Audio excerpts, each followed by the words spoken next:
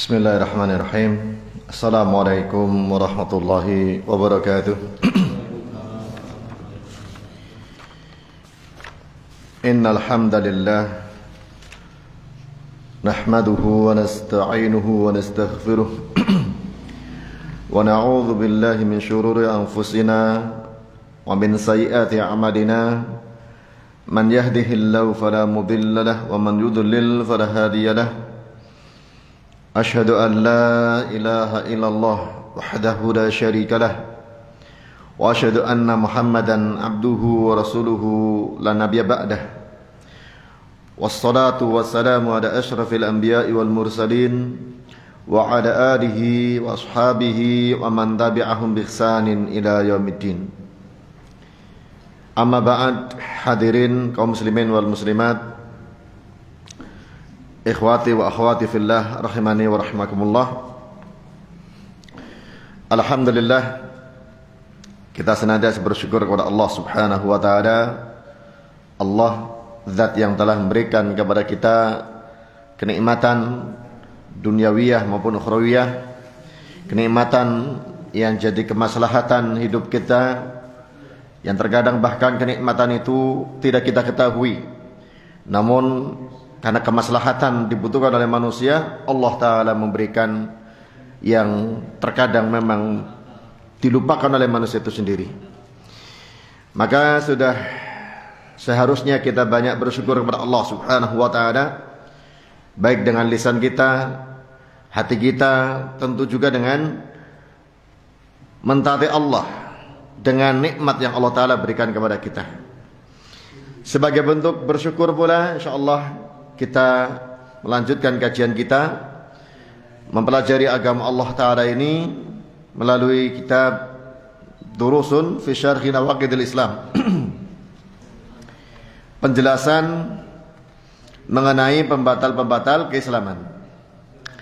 Terakhir kita sudah memulai sedikit tentang penjelasan pembatal keislaman yang kelima, yaitu benci terhadap ajaran agama Islam yang dibawa oleh Nabi Muhammad SAW meskipun dia mengamalkannya.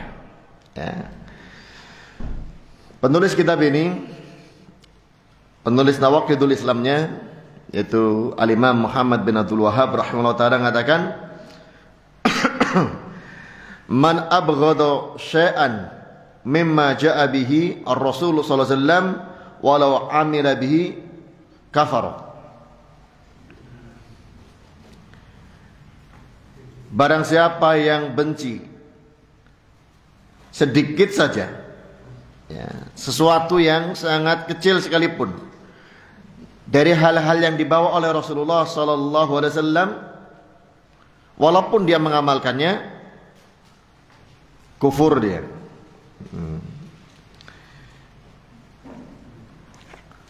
Ini poin utamanya, ya, yang disampaikan oleh beliau. Apa dalil dari ucapan beliau itu? Dalilnya ada dalam surah Muhammad ayat 9.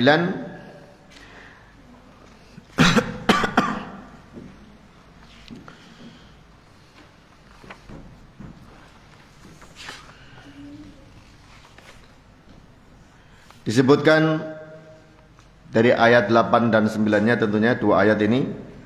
Walladzina kafaru fata'sal lahum wa adalla a'malahum dzalika bi annahum karihu ma anzalallahu fa akhbata a'malahum. Orang-orang kafir, fata'sal lahum, kebinasaan bagi mereka, wa adalla a'malahum, dan Allah menghanguskan pahala amalan mereka. Ya, tidak kita pungkiri ada orang kafir yang melakukan kebaikan dengan urusan dunia. Mungkin suka menyantuni, ya, suka berbagi, suka menolong, ya. Namun kebaikannya digugurkan pahalanya karena diantaranya dzalika bi annahum karihu, karena mereka benci terhadap apa yang Allah Ta'ala turunkan. Fa akhbata a'malahum, Allah hanguskan pahala mereka. pahala amalan mereka. Surah Muhammad ayat 8 dan 9. Juga dalil lainnya masih di surah Muhammad di ayat 28-nya disebutkan, dzalika bi annahum ittaba'u ma askhatallahu wa karihu ridwanahu fa akhbata a'malahum. Yang demikian karena mereka mengikuti apa-apa yang membuat Allah murka dan mereka benci terhadap keridhaan Allah Ta'ala.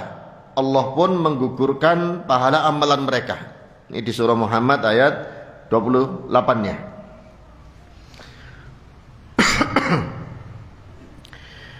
Hadirin sekalian rahimani wa rahimakumullah, orang yang sudah masuk Islam sekalipun, sudah ngaku beriman, tapi kalau dia benci terhadap ajaran agama Islam yang sumbernya Al-Quran dan Sunnah Rasulullah Sallallahu Alaihi Wasallam, batal keislamannya, gugur keimanannya. Ya. Walaupun dia masih mengamalkan sesuatu yang dibenci tersebut.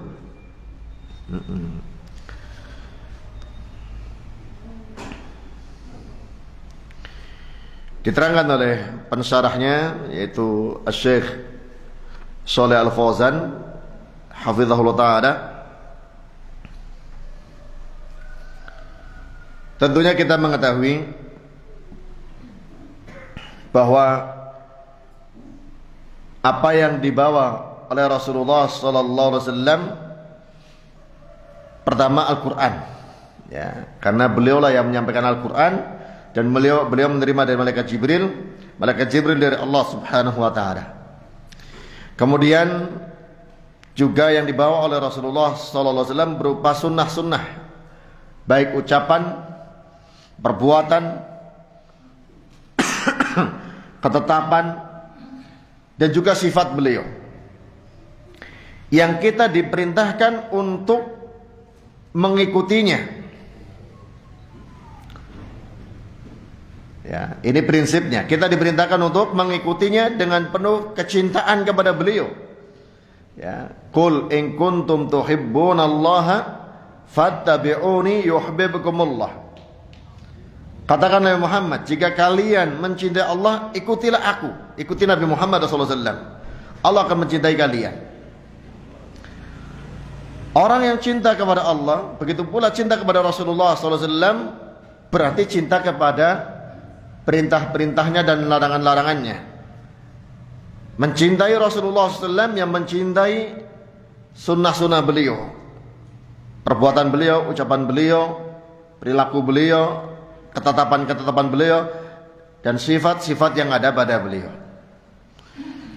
Juga yang diterangkan oleh Nabi tentang masalah al-iman bil malaikah, bil rusul, bil yaumil akhir, bil qada wal qadar, dan seterusnya. Dan juga al-iman bil kutub, ya, beriman dan terhadap kitab-kitab yang Allah Ta'ala turunkan. Ini semuanya ajaran agama Islam yang harus dicintai beserta isinya tentunya. Ya, bukan sekadar globalnya, begitu pula rincinya. Makanya kemudian beliau jelaskan, fa mahabbatullahi azza wa jalla wa mahabbatu ma anzalahu a'zamu anwa'il ibadah.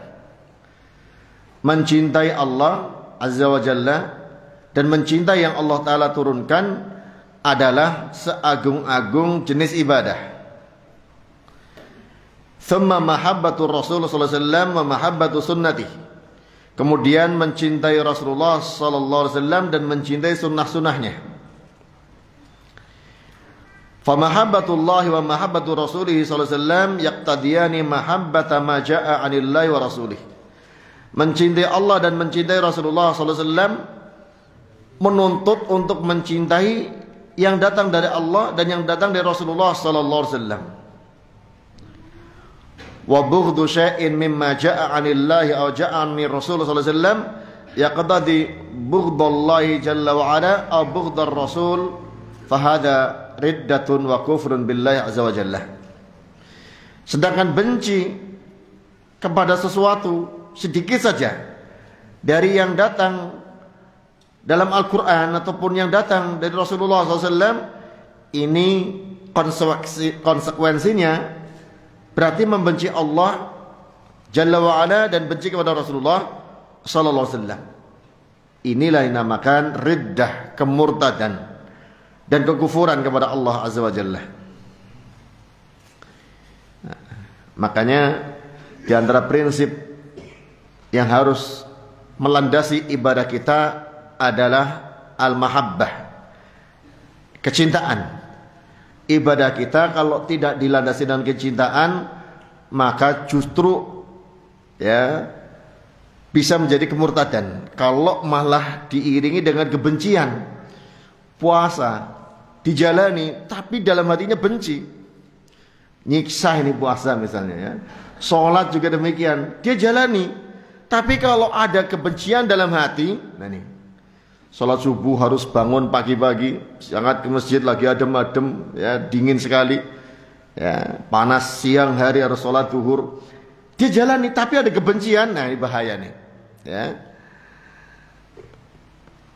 Fal wajib 'alal muslim an yuhibba ma jaa'a 'anillahi minal Qur'an wa yuhibba ma jaa'a 'anir Rasulullah sallallahu alaihi wasallam minas sunnah taba'an li mahabbatillahi wa rasulih wa mahabbati hadzal din.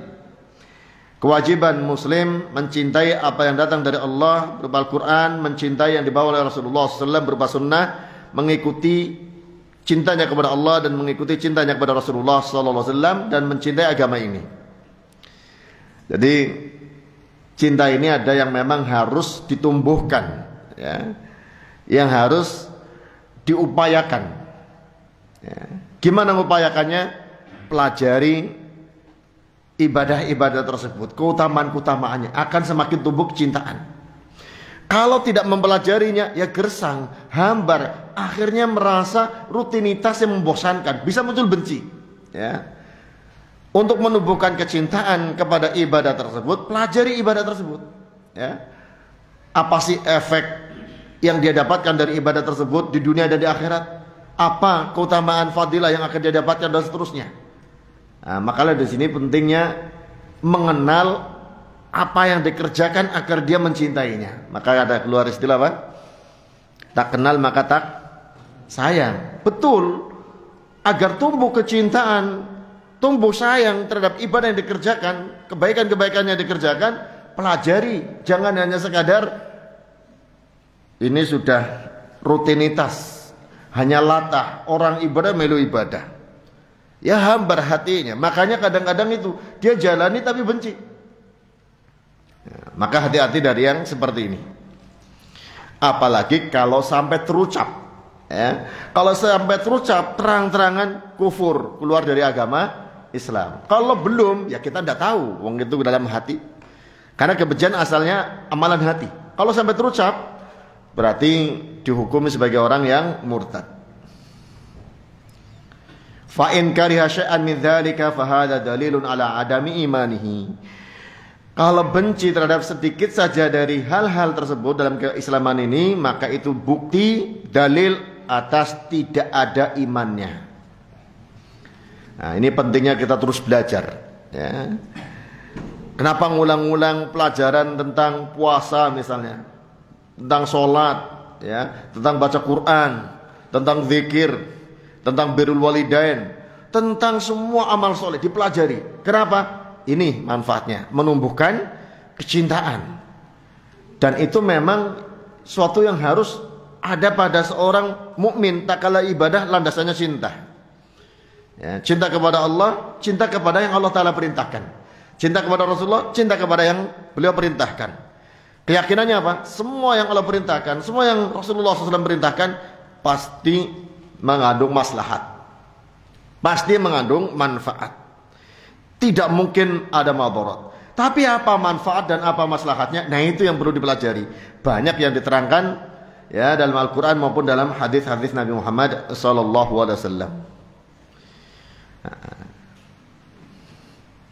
Makanya terkadang orang awam ya, hanya yang terfikir dalam dirinya katanya kalau orang rajin sholat rezekinya lancar ya.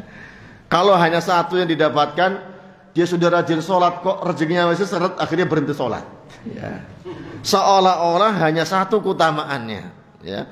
Saya sudah rajin bertahun-tahun sholat masih begini teruslah, berhentilah.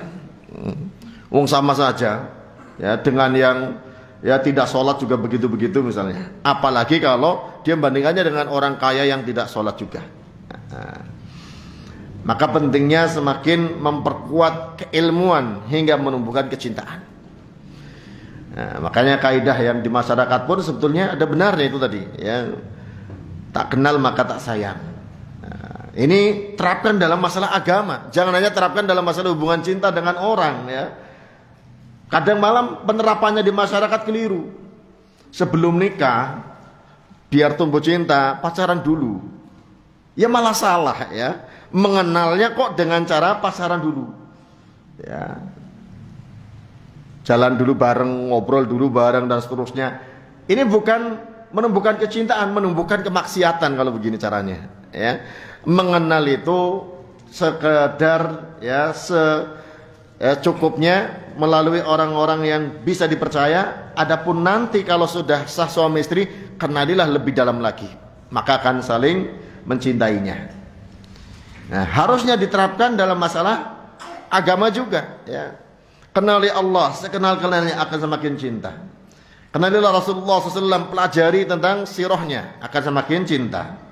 Kenalilah bentuk-bentuk akidah, akan dia yakini dan penuh kecintaan. Ya, pelajari pula macam-macam ibadah, akan tumbuh kecintaan.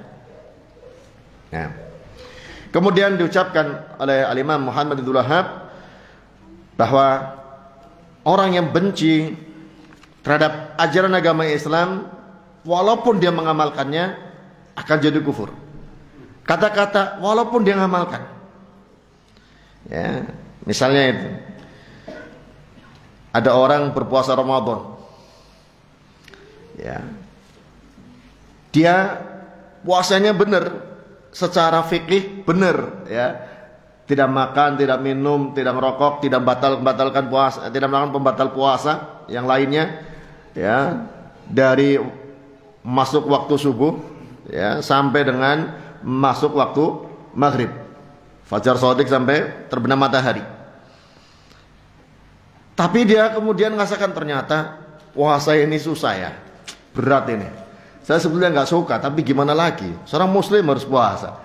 Nah, ungkapan seperti ini bahaya nih. Walaupun dia mengamalkan, tapi kok tidak suka. La yakunu mu'minan, bukan seorang mukmin. Fainal munafikin, tapi orang ini kategorinya munafik. Tak kala mereka benci kepada Allah, benci kepada Rasulullah SAW, mereka juga benci kepada wahyu yang diturunkan, dan sebelumnya mereka tidak menginginkannya, tapi mereka menampilkan secara zahir amalan-amalannya. Itulah orang munafik. Ada kebencian dalam hati dan mengamalkan secara zahir untuk dapat status muslim ya, sekarang kan sebagian kayak gitu ya, karena orang Islam ya patutlah gak ikut bersama yang lain sholat Jumat misalnya kan. Jadi melakukan suatu ibadah hanya untuk dapat status pengakuan di tengah masyarakat, itu amalan orang munafik ya. Bukan orang mukmin. Kurban juga begitu ya. Wong saya dipandang orang kaya masa nggak kurban? Sebetulnya sih meneman ya. Saya nggak suka ini. Kalau udah seperti ini bahaya ini. Ya.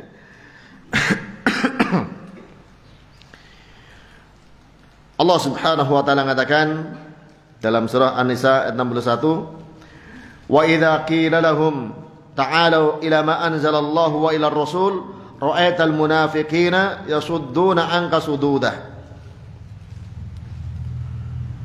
Bila dikatakan kepada mereka orang-orang munafik, ta'alau, marilah kita ngikuti apa yang Allah turunkan dan ngikuti apa yang diturunkan kepada Rasulullah sallallahu alaihi wasallam. Ra'aital munafiqina, engkau melihat orang-orang munafik itu yasudduna anka sududa. Mereka menolak kepadamu dengan penolakan yang keras. Kenapa mereka menolak? Karena mereka benci kepada Al-Quran dan Sunnah Rasulullah Sallallahu Alaihi Wasallam. Meskipun mereka ya'maluna bihi ma fi dhahir, meskipun mereka mengamalkan dalam zahirnya, walakin yabghuduna dzalika biqulubihim, karena mereka membenci dengan hati mereka. Wa amaluhum fi dhahir la yufidu syai'an. Amalan mereka dalam zahirnya itu, hanya dalam penampakannya, tidak memberi faedah kepada mereka di sisi Allah Subhanahu wa taala.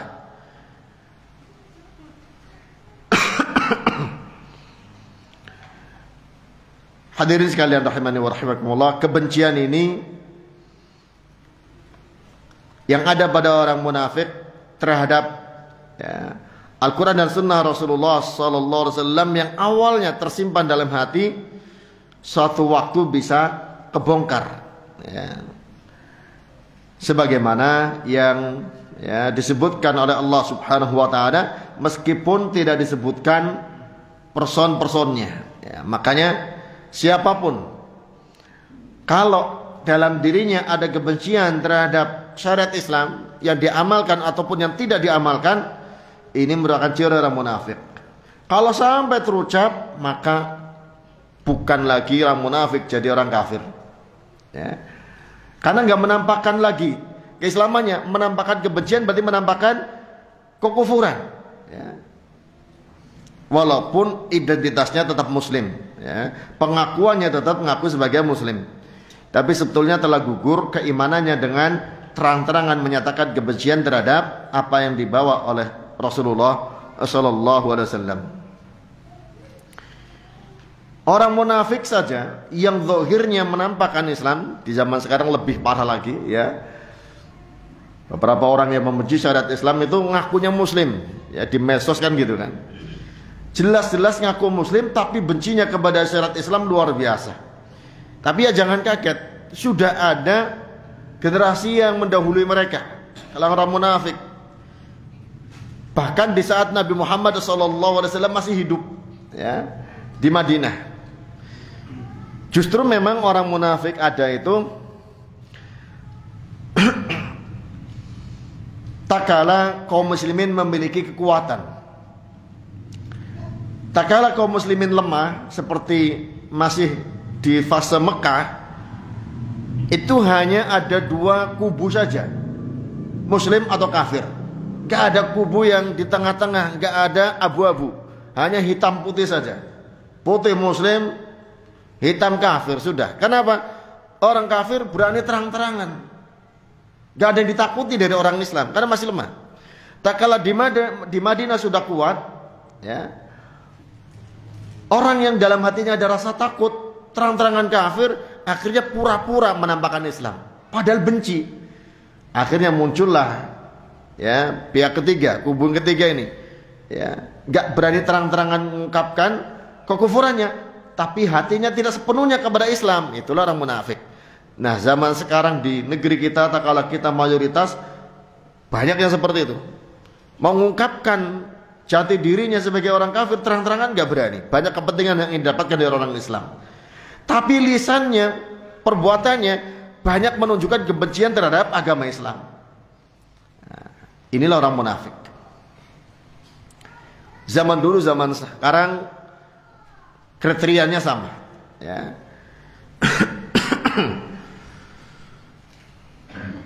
Dan orang munafik yang seperti ini dikatakan efeknya nanti bagi dia di akhirat fiddarkil asfali minan nar, di kerak paling bawah di neraka, wal'iyadzubillah. Karena mereka benci dalam hati, padahal yang dilihat oleh Allah Ta'ala hati mereka, bukan zahirnya. Innallaha la yanzuru ila ajzamikum wala ila suwarikum walakinallaha yanzuru ila qulubikum. Allah tidak melihat kepada postur dan fisik kalian, tapi Allah melihat kepada hati kalian dan amalan kalian. Amalannya didasari dengan hati yang benar, nyambung. Amalannya dengan kecintaan, berarti ini orang mukmin. Tapi kalau amalannya kelihatannya soleh, tapi kok dalam hatinya ada kebencian, ini berarti orang munafik. Makanya dikatakan saru kufarun asyaddal kufri, wa adabum asyaddal adab. Maka orang yang seperti itu menjadi kufarun asyaddal kufri, kafir yang dahsyat kekufurannya dan adabnya sangat dahsyat.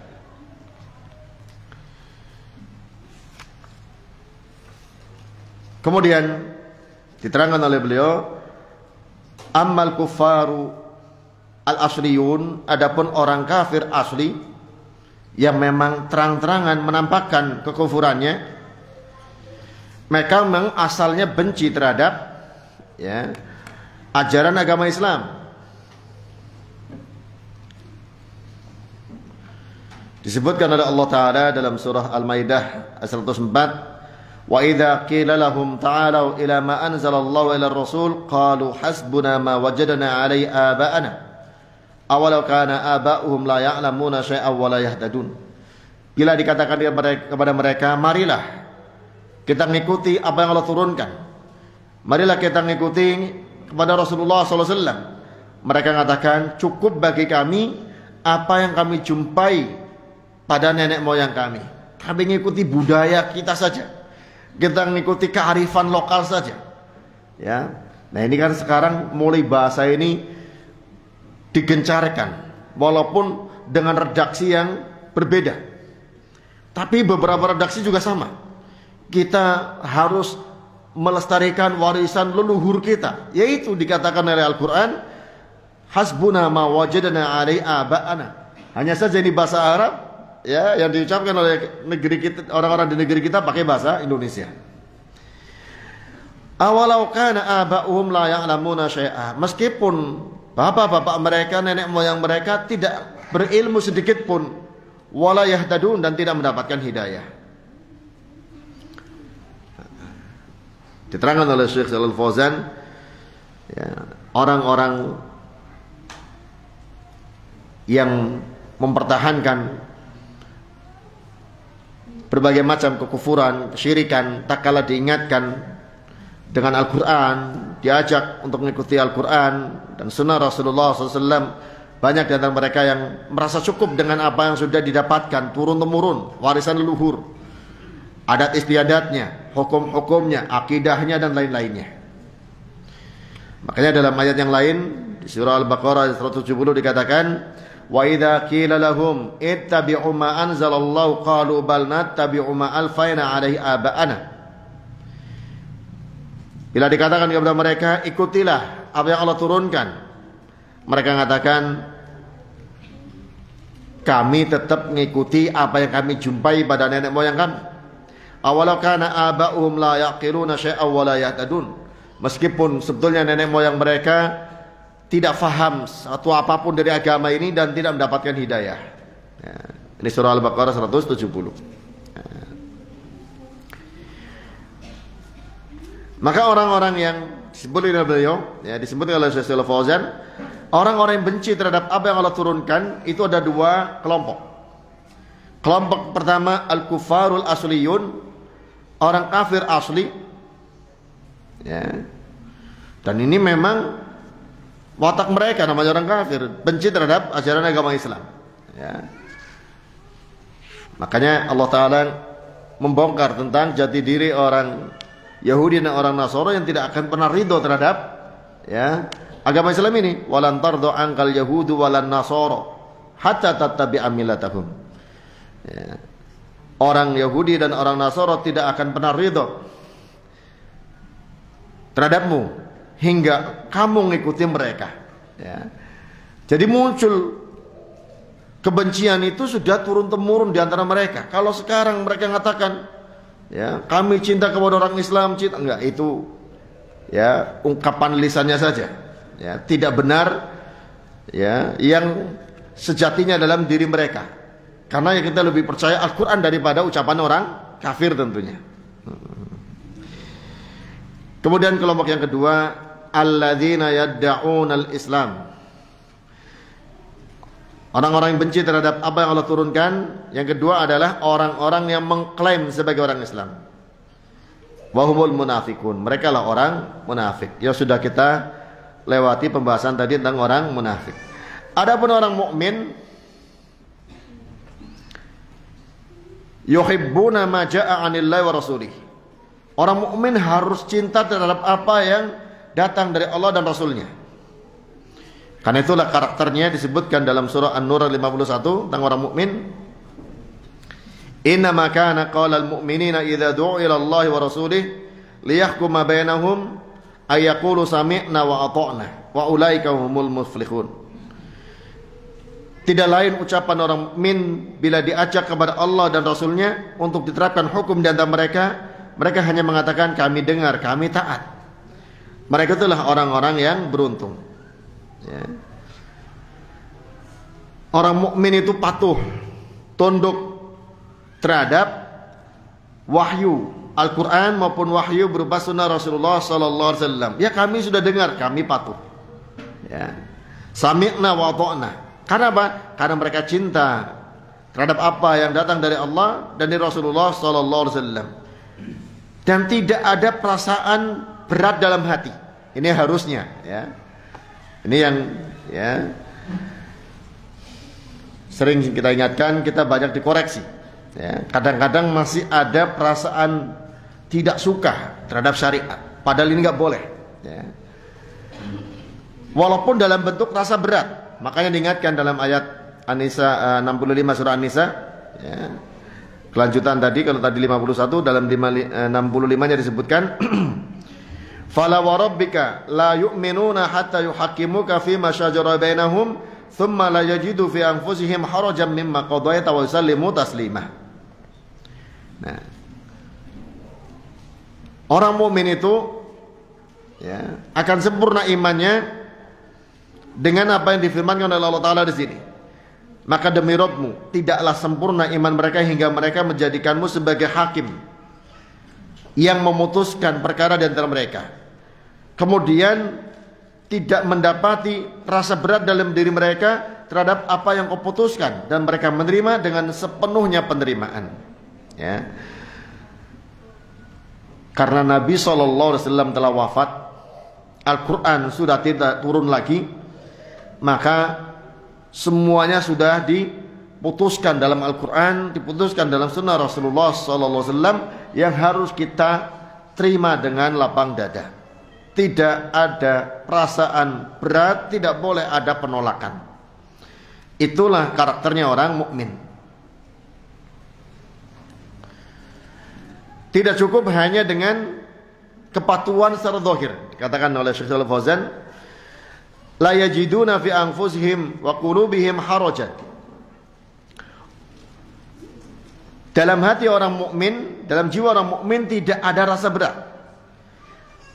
Fala yaktafuna bil inqiyadi dzahiri. Tidak cukup bagi orang mukmin hanya patuh secara fisik. Bal yanqaduna dzahiran wa batinan. Akan tapi orang mukmin itu tunduk secara zahir dan secara batin. Wa yuhibbuna hukmallahi wa hukma rasulih zahiran wa batinan. Orang mukmin harus mencintai hukum Allah dan hukum Rasulullah SAW secara zahir dan secara batin. Tidak boleh protes. Fala yaqtaridun an hukmillahi wa rasulih. Tidak boleh protes, apalagi menggugat hukum Allah dan hukum Rasulullah SAW. Karena orang-orang mukmin itu tahu, li'annahum ya'lamuna anul haqqu wal adl. Mereka tahu bahwa hukum Allah Ta'ala itu benar dan adil. Wa anna aqibatahu hamidatun. Dan bahwa dampak dari hukum Allah suatu yang terpuji. Fahum la yuqaddimuna syai'an ala hukmillahi wa rasulih. Orang-orang mukmin tidak mendahulukan apapun atas hukum Allah dan hukum Rasulullah sallallahu alaihi wasallam. Tidak mendahulukan logikanya, tidak mendahulukan perasaannya. Walau khalafa ahwa'ahum wa raghabatihim fahum yatrukuna ara'ahum wa raghabatihim. Meskipun kadang suatu hukum itu tidak selaras dengan hawa nafsu manusia, tidak selaras dengan ambisi manusia. Orang mukmin meninggalkan logikanya dan meninggalkan ambisinya, menerima hukum Allah dan Rasulullah SAW. Ya. Kadang-kadang kalau ada ketetapan Allah, ketetapan Rasulullah SAW dalam berbagai hukum, ditimbang dengan akalnya, kayaknya ini kok gak masuk akal ya. Ditimbang dengan perasaan juga kayaknya kok gak bener ya. Kalau seperti ini, ya, lalu mendahulukan akal dan pikirannya, mendahulukan perasaan dan hatinya, ini belum sebagai seorang mukmin. Seorang mukmin tinggalkan logikanya, tinggalkan perasaannya, dahulukan Al-Quran dan Sunnah Rasulullah SAW, karena yakin yang datang dari Allah pasti benar. Logikanya yang salah, perasaannya nggak benar. Karena Allah yang menciptakan kita. Rasulullah orang amanah, hanya menyampaikan dari Allah Subhanahu wa taala. Li'annahum ya'lamuna ma fihi ma minal khairi ajilan wa ajilan. Karena orang mukmin mengetahui yang ada dalam Al-Quran dan Sunnah itu kebaikan dunia dan akhirat. Itulah orang mukmin yang sebenarnya. Tak kala ada hukum Allah Ta'ala, ada hukum Rasulullah SAW, meyakininya dengan saya yakin-yakinnya pasti itu yang benar. Fa'innahum la yuriduna bihima badilan abadan. Orang mukmin tidak menginginkan ganti Al-Quran dan Sunnah Rasulullah SAW, tidak menginginkan ada alternatif hukum lain, tidak ya. Dan mereka tidak mendahulukan hukum apapun daripada kitabullah dan sunnah Rasulullah SAW. Ini sifat orang mukmin. Karena itu engkau jumpai orang mukmin itu semangat untuk menerima dan untuk mempelajari hukum Allah dan hukum Rasulullah SAW. Wa yatahammaluna at-ta'aba wal masyaqqah. Ini orang mukmin itu mau bercapek-capek, mau berletih-letih untuk mempelajari hukum-hukum Allah karena mereka cinta kepada hukum Allah dan Rasulullah SAW tadi. Maka mereka pun merasa nyaman dengan Al-Quran dan Sunnah. Mereka pun rindu dengan Al-Quran dan As-Sunnah, melebihi rindunya terhadap makanan dan minuman. Mereka itu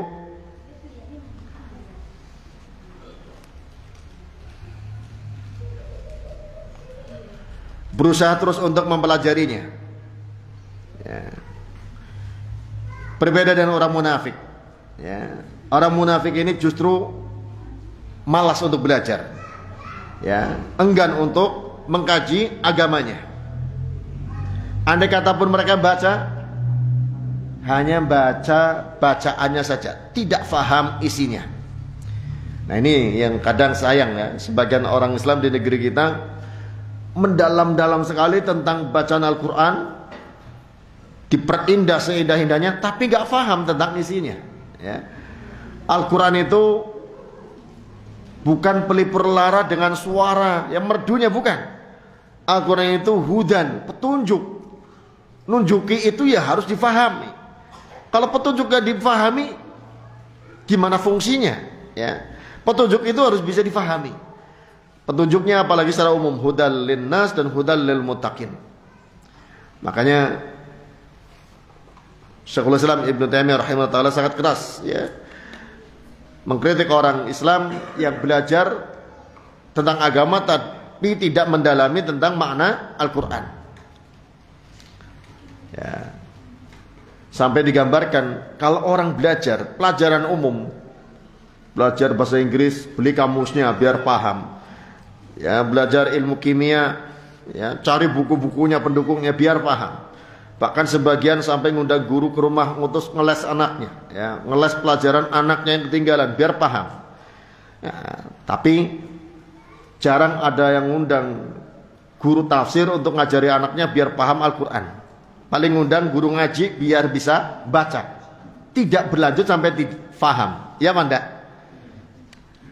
Kan ini yang dikatakan oleh Syekhul Islam Ibnu Taimiyah rahimahullah, aneh. Belajar umum pengen paham, belajar Al-Quran hanya bisa baca. Makanya Allah Ta'ala sudah menyebutkan afala yatadabbaruna Al-Quran. Kenapa mereka nggak mau mentadabbur Al-Quran? Am ala qulubin aqfaluha. Apakah dalam hati mereka ada penutup ya. Makanya mestinya belajar Al-Quran, ini yang sering saya ingatkan, kalau nggak langsung dari bahasa Arabnya, ambil Quran terjemahnya ya. Beli buku beli Al-Quran dan terjemahnya, beli buku-buku terjemah tafsir. Sekarang udah banyak sekali ya.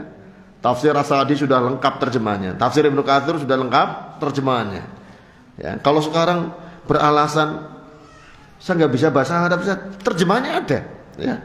Oh mahal saat mahal mana sama HP-nya misalnya kan, masih mahalan HP-nya.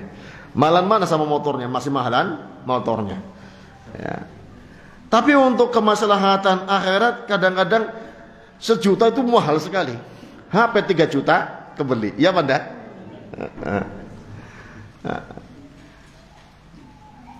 Pernah ada guyonan ya. Ada orang nyumbang kotak infak rata-rata 2.000 5.000. Pak Kiainya ngomong, kalau infak sekarang gak laku 2.000 5.000, tiket ke surga sekarang udah naik. Masa untuk tiket dunia bisa mahal dibayar, ya untuk tiket ke akhirat kasarannya gitu, ya hanya yang dikeluarkannya recehan. Ya. Kadang-kadang kiainya jengkel, mungkin kotak infaknya dapatnya sedikit ya. Yang 2.000-an sudah habis katanya. Tiket sekarang yang keluarnya mahal katanya. Artinya apa? Untuk belajar ilmu agama yang antarkan ke dalam al-jannah, jangan eman-eman. Ya, justru itulah yang akan langgeng.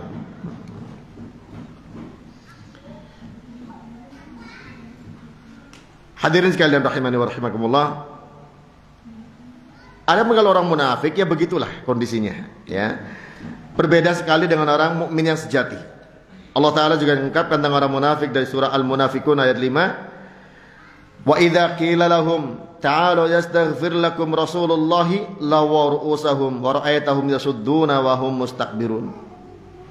Bila dikatakan kepada orang munafik, mari kita kepada Rasulullah agar Rasulullah mohonkan ampun untuk kalian, mereka memalingkan kepada mereka, dan kau lihat mereka itu yasuddun, menolaknya, dan mereka sombong. Nah, perilaku orang munafik ini tidak mau mendekat ke Rasulullah untuk dimohonkan ampun.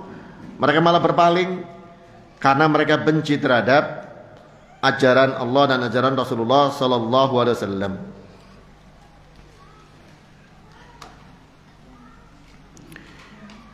Kemudian yang ingin ditegaskan kembali oleh Syekh Shalih Fauzan, ya, tidak boleh membeda-bedakan dalam kecintaan kita kepada ajaran Allah yang dalam Al-Quran, begitu pula yang ada dalam sunnah Rasulullah sallallahu alaihi wasallam. Karena sebagian ahlud dhalal, ya, mereka bedakan. Wa inna ma yufariqu bainal Qur'an wa sunnah ahlud dhalal alladzina yaqulun la naqbalu illa al-Qur'an. Ahlud dhalal bedakan antara yang datang dari Al-Quran dengan yang datang dari sunnah Rasulullah sallallahu alaihi wasallam. Mereka mengatakan kami tidak terima kecuali Al-Quran, karena Al-Quran ini pasti, ya, tidak mungkin ada yang dhaif, gak ada keraguan, ya, kesohirannya. Adapun kalau hadis, ya, itu sanad-sanadnya bisa berbeda-beda, ya, menimbulkan keraguan. Kadang ada yang lemah, ada yang maudhu' katanya.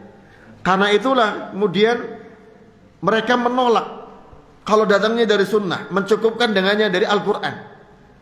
Nah, padahal kita tahu yang namanya riwayat kalau sudah sahih dengan jalur yang begitu ketat, ya, mungkin kalau periwayatan hadis masih ada sampai zaman sekarang, orang-orang di zaman sekarang nggak ada yang keterima untuk jadi perawi hadisnya.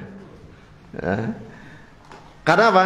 Mungkin adilnya bisa, ya, thiqahnya bisa, hafalannya yang beda, ya. Karena para ulama hadis dulu dalam hafalan itu luar biasa, ya. Mendengar sekali bisa langsung menghafalnya. Padahal kalimat yang beragam, kalimat yang dirancaukan, dikacaukan, kemudian bisa diurutkan kembali dengan yang sebenarnya. Seperti Imam Bukhari. Makanya ini mungkin agak berlebihan, tapi memang demikian ketatnya para ulama dulu dalam menjaga ilmu hadis. Hanya orang-orang pilihan yang bisa diterima riwayat hadisnya, ya. Makanya kalau kemudian di sekarang ada yang mengatakan ragu untuk menerima hadis, ini keterlaluan, ya, meremehkan upaya para ulama hadis dulu yang sudah menyaring para, ya, perawi-perawi yang lemah ya sudah dipilih, yang harus thiqah ya udah dipilih, yang dengan berbagai bidang ilmunya. Kok kemudian mengatakan ragu untuk menerima hadis Nabi SAW? Ini keterlaluan, ya. Makanya sekarang walhamdulillah kita tinggal menyantap hasil olahan para ulama dulu tentang hadis, ya. Ada riwayat Imam Bukhari tanpa ragu kita terima, riwayat Imam Muslim tanpa ragu kita terima. Para ulama lain ada yang saling menguatkan, mengatakan sahih, ya kita terima, masya Allah. Ya, peran para ulama ahli hadis rahimahumullah. Nah, makanya dikatakan ahlud dhalal, orang-orang sesat saja yang memilah dan memilih antara Al-Quran dan hadis Nabi Muhammad SAW. Begitu pula, ya, ada yang memilah antara hadis yang mutawatir dengan hadis yang ahad. Ya. Ini juga dikatakan oleh beliau, amma ahlun nifaq walladzina fi qulubihim naqsu imanin kal khawarij wal mu'tazilah wa sairu tawaif fa innahum yashukkuna fi sunnah. Adapun orang-orang munafik dan orang-orang yang dalam hati mereka ada kekurangan iman, seperti orang khawarij, orang mu'tazilah dan kelompok-kelompok yang lain, mereka meragukan sunnah Nabi SAW. Sebagian meragukan dalam masalah hadis ahad, ya, sebagian lagi meragukan tentang sunnah secara keseluruhan. Tidak menganggap sunnah itu punya kedudukan, mencukupkan dengan Al-Quran saja. Ini semuanya, ya, bisa jadi karena ada unsur kebencian, ya, terhadap apa yang dibawa oleh Rasulullah SAW. Tapi anehnya, kata beliau, ana ringkas sedikit di sini, wa minal ajib annahum yabnuna aqaidahum ala ilmil kalami wa ilmil mantiq. Kelompok-kelompok yang sesat tadi, ya, ada yang menolak hadis ahad dalam akidah. Ya, kalau di Indonesia yang terkenal itu dulu Hizbut Tahrir. Walaupun organisasi nanti tidak ada, tapi eksistensinya masih tetap ada. Ya, karena itu asalnya adalah fikrah. Ormasnya sudah dibubarkan, tapi fikrohnya tidak bisa bubar. Ya apa enggak? Seperti Ikhwanul Muslimin, organisasinya bisa bubar, tapi fikrohnya tetap langgeng. Ya, bisa nempel kemana-mana. Pemikiran Hizbut Tahrir diantaranya menolak hadis ahad dalam masalah akidah. Tapi aneh, menolak hadis ahad, padahal hadis ahad itu diantaranya hadis sahih. Ya, tidak semua hadis ahad itu lemah, tidak. Ya. Hadis ahad itu yang perawinya satu-satu. Ya. Ini kalau dipelajari lebih mendalam, ya. Dulu Nabi SAW banyak berposisi hadis ahad.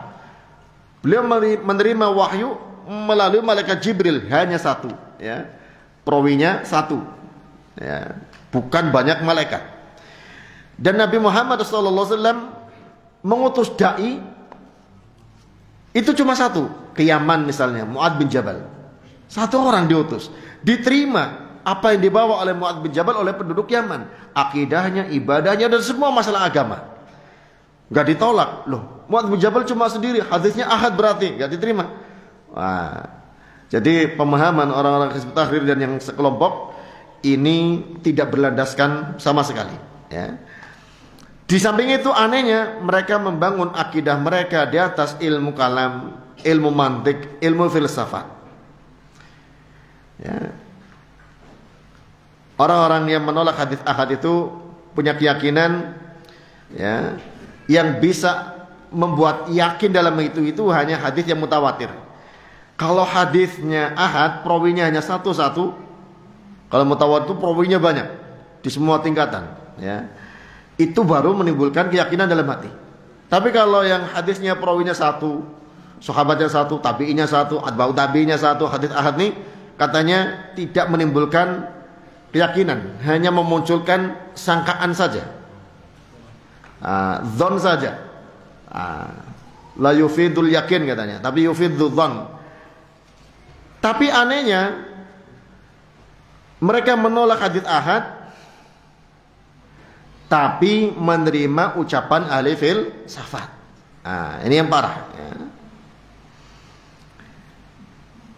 Ada Ahlus Sunnah wal Jamaah, hadis mutawatir maupun hadis ahad, kalau memang sahih maka wajib diterima, dan itu memunculkan keyakinan baik dalam perkara akidah, ibadah, akhlak, muamalah maupun dalam hal-hal lainnya. Kemudian kata Syekh Shalal Fauzan, walhasil anna alladhi yakunu fi qalbihi bughdun li syai'in mimma ja'a bi Rasulullah sallallahu alaihi wasallam fa inna hadha dalilun ala nifaqihi wa ala adami imanihi. Orang yang dalam hatinya ada kebencian terhadap sedikit saja dari apa yang dibawa oleh Rasulullah SAW, itu dalil, itu bukti atas kemunafikannya dan tidak adanya iman dalam hatinya. Wa in kana yad'il iman, meskipun dia mengklaim sebagai orang yang beriman. Wa in kana ya'malu bihadzal hadits zahiran, meskipun kadang dia mengamalkan hadis-hadis yang dibenci, tapi dia mengamalkan secara zahir, hatinya dalam kebencian, itu tidak memberi faedah kepada dia, dan ini menggugurkan keimanannya. Dalil-dalilnya sudah disebutkan di awal tadi dalam surah Muhammad ayat 8 dan 9 dan surah Muhammad ayat 28. Nah, inilah yang menjadi sebab kenapa mereka menjadi jatuh dalam kekufuran.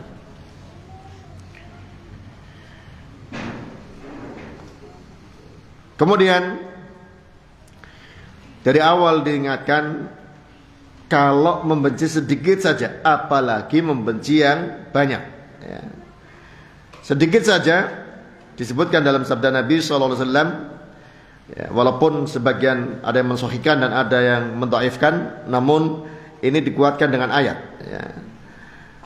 Kata Nabi SAW, la yu'minu ahadukum hatta yakuna hawahu taba'an lima ji'tu bihi. Tidaklah beriman salah satu kalian hingga hawa nafsunya mengikuti terhadap apa yang aku bawa. Ya, Imam Nawawi mensahihkannya dalam Al-Arba'in An-Nawawi. Sebagian yang lain ya membicarakan tentang kesahihannya, tapi didukung oleh ayat dzalika bi annahum ittaba'u ma askhatallahu wa karihu ridwanahu ahbata a'malahum. Ya demikian karena mereka mengikuti apa yang membuat Allah Ta'ala murka dan mereka benci keridhaan Allah, maka Allah pun menggugurkan amalan mereka. Falam yakun hawahum tabi'an lima ja'a bi Rasulullah sallallahu alaihi wasallam. Orang yang mengikuti apa-apa yang membuat Allah murka, ya, berarti hawa nafsunya dituruti untuk melakukan dosa. Hawa nafsunya bukan digurung untuk mengikuti apa yang dibawa oleh Rasulullah sallallahu alaihi wasallam. Setiap kita punya hawa nafsu, ya. Hawa nafsu terhadap lawan jenis ada, ya, normal. Kalau yang mengikuti sunnah Rasulullah SAW, hawa nafsunya arahkan melalui cara yang sah, ya, melalui cara yang terhormat dengan pernikahan, bukan dengan berzinahan. Ya, ini dalam masalah, ya, hal yang banyak terjadi di antara kita. Ya, kadang-kadang, ya, kita kan punya nafsu. Ya, betul, sama, kita juga punya nafsu.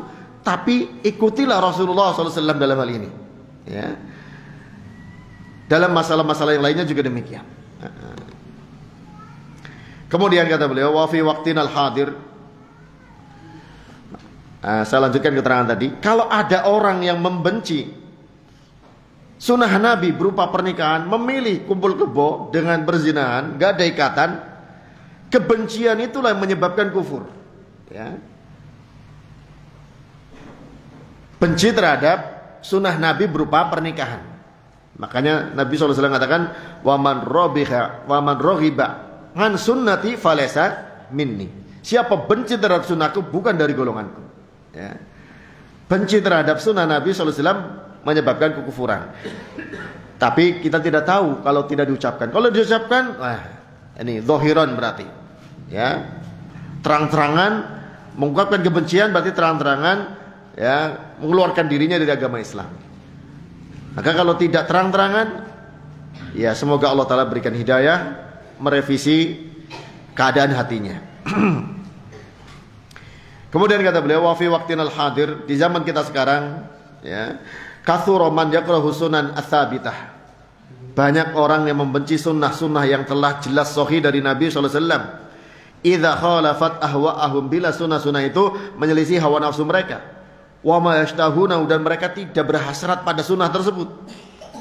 Di antaranya yang paling banyak sekarang ar-riba dalam masalah muamalah, ya.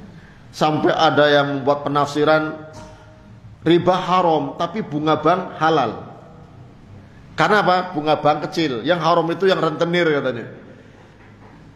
Ya, akhirnya sebagian bank, saya baca berita, mengadakan pengajian untuk para karyawan karena terindikasikan banyak orang resign dari perbankan, ya. Maka dibuat pengajian memahamkan ke karyawan bahwa bunga bank itu bukan riba, Kenapa bukan riba? Katanya yang disebut riba itu yang ad'afa mudha'afah, yang berlipat ganda. Pinjam 10 juta, bunganya 10 juta juga. Wah, ini yang nggak ada ya malah ya. Ad'afa mudha'afah seperti ini nggak ada. 10 juta, bunganya dalam sebulan 10 juta juga. Ada apa enggak? Nggak ada.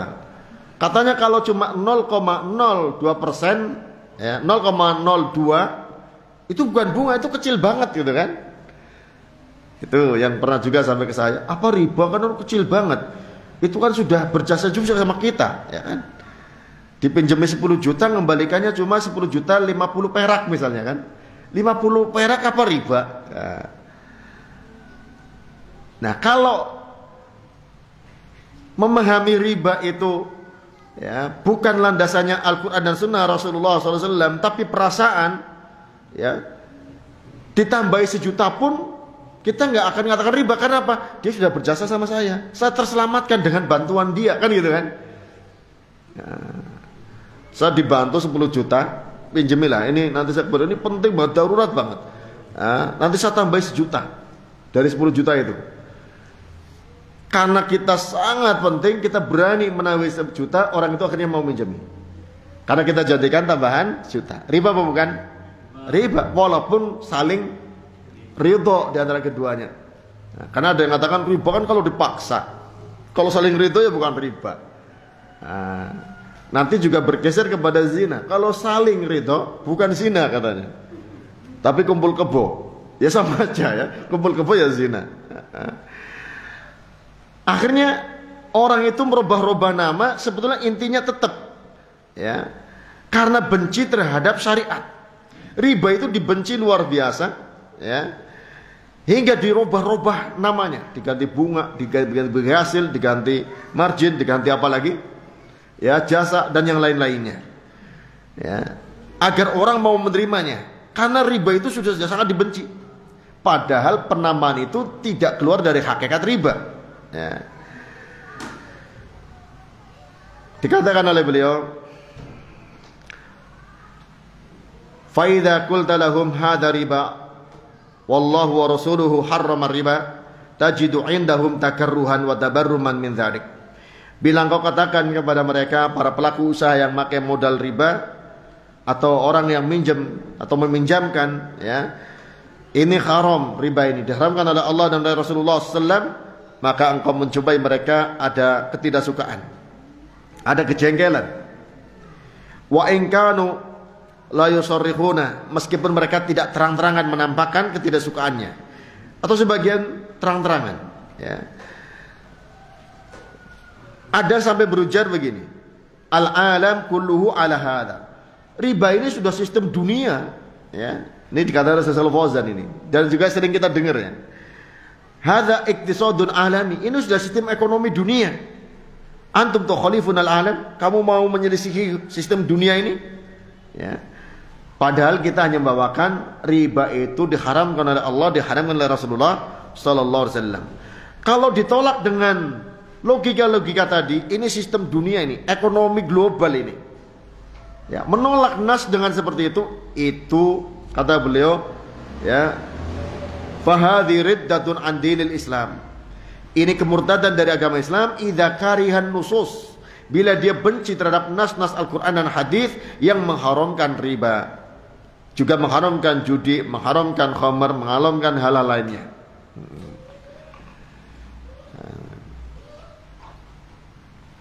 Ada juga kadang ungkapan, ya, karena ini sudah mendunia, mengglobal, menggurita, beli apapun bisa keturutan kalau pakai sistem riba. Kapan punya rumah kalau nggak KPR katanya?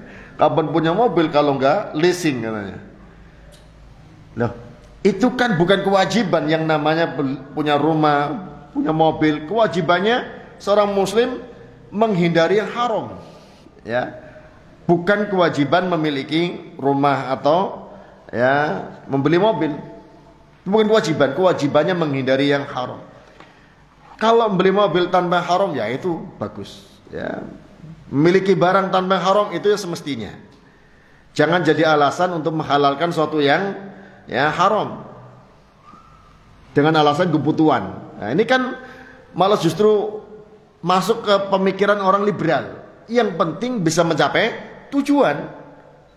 Yang haram pun dihalalkan, wal'iyadzubillah, ya. Dan ini dampak dari berpikir bebas karena pengaruh pemikiran bebas. Kemudian kata Syekh Shalih Fauzan, ya, fa idza wajada fi nafsi syai'an min karahatiha fa inna Allah yukhbitu amalahu hatta walau kana ya'malu biha zahiran. Ini sudah berulang-ulang, ya. Kalau seorang mendapati dalam dirinya kebencian terhadap dalil-dalil dalam Al-Quran, ya, bencian terhadap nas-nas Al-Quran, maka Allah Ta'ala gugurkan amalannya walaupun dia mengamalkan dengan amalan zahirnya, walaupun dia tidak konsumsi riba, ya. Dia sih nggak mempraktekkan riba, nggak minjemkan dengan cara riba, tapi dia bilang kasihan kalau nggak pakai sistem riba itu, kasihan kalau nggak ada bunganya, ya, nanti siapa yang mau minjamkan dan seterusnya. Nah, walaupun dia nggak praktek, tapi bahaya ini, kebenciannya sudah menggugurkan, ya, amalannya. Fal khataru syadidun, bahayanya sangat dahsyat ini. Wa 'alal muslim an yatafaqqada nafsahu wa yahfadhu lisanahu. Wajib atas muslim memeriksa dirinya dan menjaga lisannya. Wa an yadura ma'al haqqi aina madara. Mestinya seorang muslim selalu berputar bersama kebenaran. Dimanapun kebenaran ada, dia ikut padanya.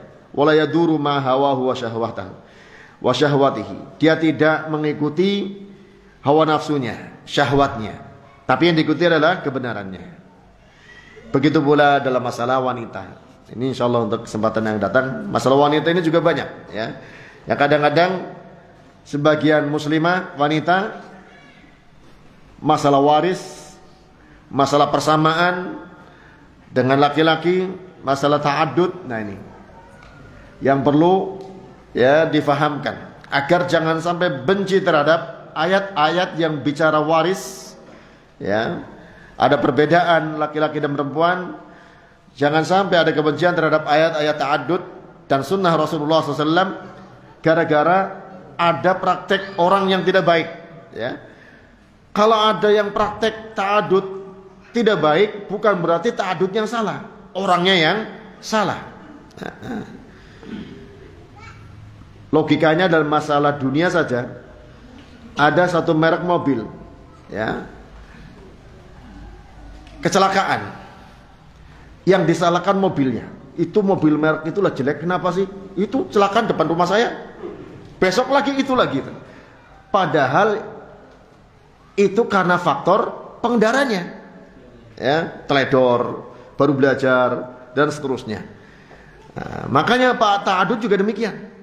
Ta'addud itu istimewa, syariat dari Allah Subhanahu wa taala. Ya. Kalaupun tidak menjalani, ya, suaminya tidak ta'addud, dirinya tidak dijadikan istri pertama atau kedua atau ketiga dan seterusnya, jangan sampai mencela.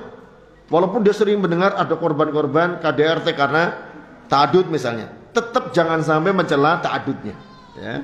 Tapi para pelakunya mungkin kurang ilmu, mungkin kurang bersabar, mungkin kurang yang lain, ya. Hati-hati jangan sampai mencela, ya, ayat dan hadis yang berkaitan dengan masalah tersebut. Insyaallah untuk kesempatan yang akan datang kita lanjutkan masalah ini. Wallahu ta'ala a'lam bissawab. Wa sallallahu ala nabiyyina Muhammadin wa ala alihi washabbihi ajmain. Subhanakallahumma wa bihamdik asyhadu an la ilaha illa anta astaghfiruka wa atubu ilaik. Assalamualaikum warahmatullahi wabarakatuh.